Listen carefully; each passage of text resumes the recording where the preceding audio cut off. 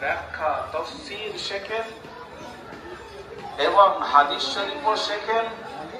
কোরআন হাদিস থেকে যে সমস্ত মাসাইল আমল করার জন্য প্রয়োজন সেগুলোও সব জব্দ করেন, আর অপরকে বলেন, বুঝান, আমলের জন্য উৎসাহ দান করেন। এই সমস্ত উলামায়ে কিরামদেরকে আল্লাহ পাক হাশরের ময়দানে বলবেন, জান্নাতে যাওয়ার আগে কিফু, তোমরা এখন একটু দাঁড়িয়ে যাও, জান্নাতে তাড়াহুড়ো করে আগাম যেও না।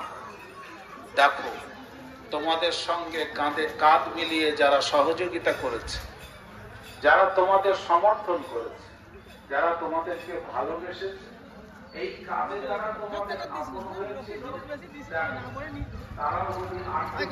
তারাও লাইভে আজকে অনেকদিন পরে এসেছে 30 ডে সকল ব্যক্তিকে নিয়ে সকাল পথে যাও, একা একা সকাল পথে যাও, দল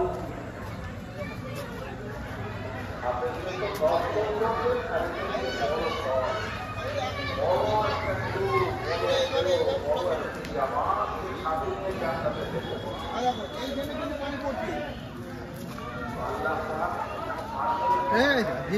পুরো রেডি, এখানে কডেক রেডি হলো, পুরো ফুল ফর্মে কডেক রেডি হলো। 28 ডে হয়ে গেছে।